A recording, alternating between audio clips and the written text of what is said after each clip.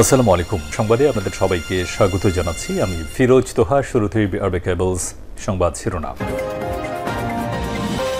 পুরোদমে Iran, Israel এবং নিরীহ ফিলিস্তিনিদের মাঝে ভয়াবহ যুদ্ধ শুরু হয়ে গেছে। আর এরই মাঝে আমাদের হাতে এসেছে যুদ্ধের সবথেকে তাজা আপডেট সংবাদ। প্রথমেই জানাবো, ট্রাম্পের সঙ্গে সমঝোতা ইরানের প্রস্তুতি, সতর্কতা বার্তায় স্পষ্ট। পারমাণবিক কর্মসূচি নিয়ে যুক্তরাষ্ট্রের সঙ্গে আলোচনায় আপোষের সম্ভাবনার ইঙ্গিত দিয়েছে ইরান, তবে ইউরেনিয়াম সমৃদ্ধকরণ ইস্যুতে কোনো ছাড় দেবে না বলেই সাফ জানিয়ে দিয়েছে তেহরান। আর সিএনএনকে দেয়া এক সাক্ষাৎকারে ইরানের পররাষ্ট্র মন্ত্রণালয়ের মুখপাত্র ইসমাইল বাঘাই এই অবস্থান তুলে ধরেছে।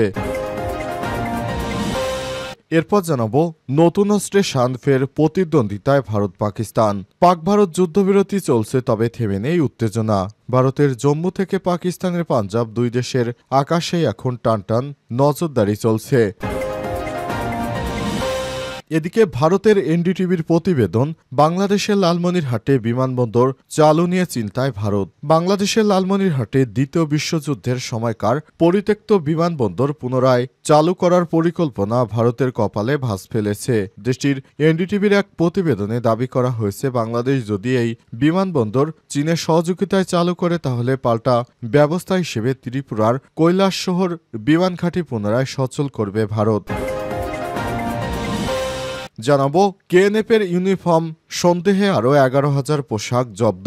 চট্টগ্রামের বাইজিত এলাকা থেকে একটি গুদামে অভিযান চালিয়ে পাহাড়ে সন্ত্রাসী সংগঠন কুকিচিন ন্যাশনাল ফ্রন্ট বা কেএনএফের ইউনিফর্ম সন্দেহে আরও 11,785 পিস পোশাক জব্দ করেছে পুলিশ, তবে এ বিষয়ে পুলিশের পক্ষ থেকে আনুষ্ঠানিক কোনো মন্তব্য করা হয়নি। এবং সর্বশেষ জানাবো, সুব্রত বাইনসহ 4 জনকে গ্রেপ্তারের ঘটনায় সেনাবাহিনীর বিবৃতি।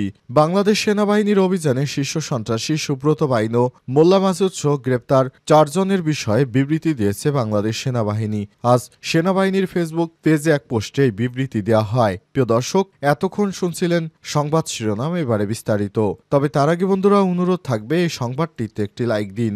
এই চ্যানেল আপনি নতুন হয়ে থাকলে আমাদের সংবাদটি দেখতে দেখতে চ্যানেলটি সাবস্ক্রাইব করে রাখুন। কমেন্ট করে বন্ধুরা আপনার মূল্যবান মতামত জানিয়ে দিন আপনি বিশ্বের কোন দেশ থেকে বা বাংলাদেশের কোন স্থান থেকে আমাদের সংবাদটি দেখছেন এবং শুনছেন। আর বন্ধুরা, গাজা যুদ্ধে আপনি যদি নিরীহ ফিলিস্তিনিদের ভালোবেসে থাকেন, কমেন্টে ইয়েস লিখে বিশ্ববাসীকে জানিয়ে দিন। সংবাদটি আপনার সোশ্যাল মিডিয়া ফেসবুকে শেয়ার করে বন্ধুদেরও দেখার সুযোগ করে দিন। এবারে বিস্তারিত।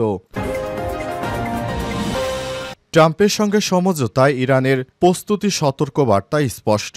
পারমাণবিক কর্মসূচি নিয়ে যুক্তরাষ্ট্রের সঙ্গে আলোচনায় আপোষের সম্ভাবনা ইঙ্গিত দিয়েছে ইরান, তবে ইউরেনিয়াম সমৃদ্ধকরণ ইস্যুতে কোনো ছাড় দেবে না বলে সাফ জানিয়েছে তেহরান।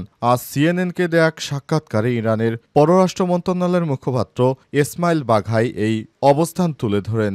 বাঘাই আরও বলেছেন, যদি যুক্তরাষ্ট্রের উদ্দেশ্য হয় ইরানের পারমাণবিক কর্মসূচি অস্ত্রায়নে পরিণত না হয়, তাহলে আমরা সহজেই একটি সমঝোতায় পৌঁছতে পারি। তবে তিনি এটি স্পষ্ট করে বলেছেন, শান্তিপূর্ণ পারমাণবিক শক্তির অধিকার থেকে ইরান এক চুলো সরে আসবে না। সিএনএনের প্রশ্নের উত্তরে বাঘাই আরও জানান, আপোষের বহু পথ রয়েছে, তবে বিস্তারিত কিছু বলেননি তিনি বলেছেন, যদি লক্ষ্য হয় ইরানিদের শান্তিপূর্ণ পারমাণবিক শক্তির অধিকার কেড়ে নেয়া, তাহলে সেটি হবে চরম সমস্যাজনক একটি অধ্যায়। এমন হলে পুরো আলোচনা বিক্রয় হুমকির মুখে পড়বে। আজ যুক্তরাষ্ট্র ইরান পঞ্চম দফা আলোচনার পর মার্কিন প্রেসিডেন্ট ডোনাল্ড ট্রাম্প বলেছেন, আলোচনায় অগ্রগতি হয়েছে বলে তিনি আশাবাদী। আমরা গতকাল এবং আজ ইরানের সঙ্গে খুব ভালো আলোচনা করেছি, দেখি কি হয়, তবে আমি মনে করি ইরান ইস্যুতে ভালো কিছু হতে পারে বলেন ট্রাম্প। তার আশাবাদ ব্যক্ত করেছেন, আশা করি ভালো কোনো সমস্যার সমাধান আমাদের সামনে এসেছে।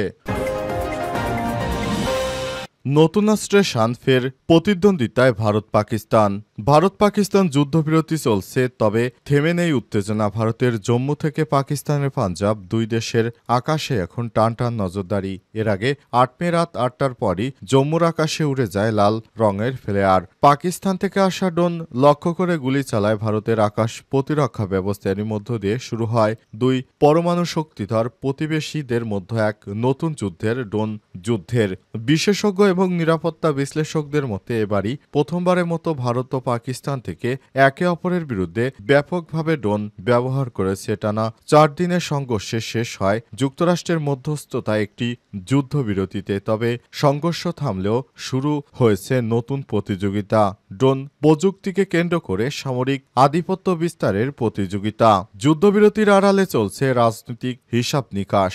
উভয় দেশের ক্ষমতাসীন সরকার এই উত্তেজনাকে ব্যবহার করে অভ্যন্তরীণ সমর্থন নিশ্চিত করতে এবং প্রতিরক্ষা খাতে বরাদ্দ বাড়াতে ড্রোন প্রযুক্তিতে বিনিয়োগ এবং সহযোগিতা এখন দুই দেশের সামরিক নীতির কেন্দ্রে। এ বিষয়ে ভারত ড্রোন প্রযুক্তিতে উল্লেখযোগ্য বিনিয়োগ করেছে। ড্রোন ফেডারেশন অব ইন্ডিয়া এর প্রধান স্মিথ শাহজাহান দেশটির আগামী 1 থেকে 2 বছরের মধ্যে প্রায় $470 মিলিয়ন বিনিয়োগ করতে পারে, যা আগের তুলনায় 3 গুণ বেশি। জরুরি প্রতিরক্ষা ক্রয়ের জন্য $4.6 মিলিয়ন বরাদ্দ দিয়েছে ভারত, যার একটি বড় অংশ ড্রোন সংগ্রহে ব্যয় করা হবে। ভারতের শীর্ষ ড্রোন কোম্পানি ভাইস প্রেসিডেন্ট বিশাল সাক্সেনা জানান, এক প্রতিরক্ষা কর্মকর্তা প্রায় প্রতিদিনই ড্রোন নির্মাতাদের ট্রায়াল ও প্রদর্শনের জন্য রাখছেন।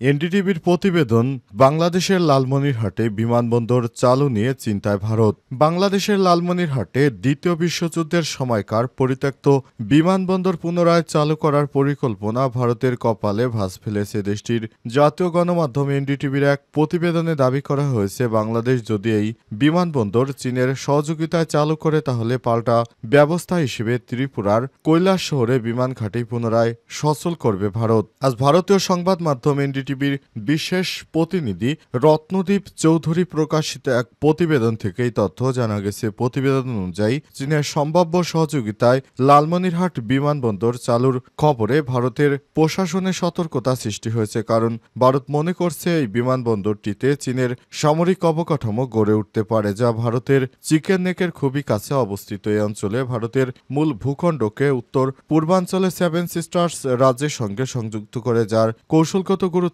অপরিসীম। বাংলাদেশ সেনাবাহিনীর পক্ষ থেকে অবশ্য জানানো হয়েছে, বিমানবন্দরটি শুধু প্রয়োজনের ভিত্তিতে সচল করা হচ্ছে এবং কোনো চীনা সংস্থা এতে যুক্ত কিনা সে বিষয়ে তাদের কাছে কোনো তথ্য নেই। সেনা সদরে সোমবার এক ব্রিফিংয়ে মিলিটারি অপারেশনস অধিদপ্তরের পরিচালক ব্রিগেডিয়ার জেনারেল মোহাম্মদ নাজিমুদ্দৌলা এই তথ্য নিশ্চিত করেন। তবে এনডিটিভি দাবি করেছে, ভারত আশঙ্কা করছে চীনের সহযোগিতায় সেখানে যুদ্ধবিমান, রাডার এবং নজরদারি সরঞ্জাম সহ সামরিক সরঞ্জাম মোতায়েন করা হতে পারে। এরই পরিপ্রেক্ষিতে পাল্টা পদক্ষেপ হিসেবে ভারত ত্রিপুরার 32 বছর পরিত্যক্ত কৈলাস শহর বিমান ঘাঁটি পুনরায় চালুর উদ্যোগ নিয়েছে। 26 মে ওই ঘাঁটিতে ভারতীয় এক প্রতিনিধি দল পরিদর্শনে যায় এবং ঘাঁটির বর্তমান অবস্থা পর্যালোচনা করে। তারা জানায়, রাজ্য সরকারের সঙ্গে আলোচনার মাধ্যমে পরবর্তী পদক্ষেপ নেওয়া হবে। সুব্রত বাইনসহ 4 জনকে গ্রেপ্তারের ঘটনায় সেনাবাহিনীর বিবৃতি। বাংলাদেশ সেনাবাহিনীর অভিযানে শীর্ষ সন্ত্রাসী সুব্রত বাইন ও মোল্লা মাসুদ সহ গ্রেপ্তার 4 জনের বিষয়ে বিবৃতি দিয়েছে বাংলাদেশ সেনাবাহিনী। সেনাবাহিনীর ফেসবুক পেজের এক পোস্টেই বিবৃতি দেওয়া হয়। বিবৃতিতে বলা হয়েছে, আনুমানিক ভোর 5টায় বাংলাদেশ সেনাবাহিনী কর্তৃক পরিচালিত একটি বিশেষ অভিযানে কুষ্টিয়া জেলা থেকে শীর্ষ তালিকাভুক্ত সন্ত্রাসী সুব্রত বাইন ওরফে ফতে আলী এবং তার ঘনিষ্ঠ সহযোগী মোল্লা মাসুদ ওরফে আবু রাসেল মাসুদকে গ্রেপ্তার করা হয়েছে। পরবর্তীতে তাদের কাছ থেকে প্রাপ্ত তথ্যের ভিত্তিতে রাজধানীর হাতিঝিল এলাকা থেকে সুব্রত বাইনের অপর 2 সহযোগী শুটার আরাফাত ও শরীফকে গ্রেপ্তার করা হয়। অভিযান চলাকালে 5টি বিদেশি পিস্তল, 10টি ম্যাগজিন, 53 রাউন্ড অ্যামুনিশন এবং একটি স্যাটেলাইট ফোন উদ্ধার করা হয়। গ্রেপ্তারকৃত ব্যক্তিদের নামে বিভিন্ন থানায় হত্যা, চাঁদাবাজি সহ বিভিন্ন নাশকতামূলক কার্যক্রম সংক্রান্ত মামলা রয়েছে বলে বিবৃতিতে বলা হয়েছে। উল্লেখ্য, সুব্রত বাইন এবং মোল্লা মাসুদ 7 স্টার সন্ত্রাসী দলের নেতা এবং তালিকাভুক্ত 23 শীর্ষ সন্ত্রাসীদের অন্যতম। সুনির্দিষ্ট গোয়েন্দা তথ্যের ভিত্তিতে আজ সকালে অভিযানটি পরিচালনা করা হয়। অভিযানে দলের দক্ষতার কোনরূপ ক্ষয়ক্ষতি এবং নাশকতা ছাড়াই অভিযানটি সম্পন্ন করা হয়েছে এবং অপরাধীদের গ্রেপ্তার করা সম্ভব হয়। উক্ত সফল অভিযান বাস্তবায়নে বাংলাদেশ সেনাবাহিনীর বিভিন্ন ফরমেশন, দেশের বিভিন্ন গোয়েন্দা সংস্থা এবং বাংলাদেশ পুলিশ অগ্রণী ভূমিকা পালন করে। সেনাবাহিনীর আহ্বান জানিয়ে বলেছে, বাংলাদেশ সেনাবাহিনী জননিরাপত্তা নিশ্চিতকরণ এবং আইনশৃঙ্খলা রক্ষায় অঙ্গীকারাবদ্ধ। যে কোনো ধরনের অপরাধমূলক কার্যক্রমের তথ্য নিকটস্থ সেনা ক্যাম্প অথবা আইনশৃঙ্খলা বাহিনীকে অবহিত করার জন্য সর্বসাধারণকে অনুরোধ জানানো হচ্ছে। সেনাবাহিনী সব সময় বাংলাদেশের নিরাপত্তা নিশ্চিতে কাজ করে যাচ্ছে। বাংলাদেশ সেনাবাহিনী আমাদের গর্ব। সেনাবাহিনী আছে বলে এখনো বাংলাদেশ আছে।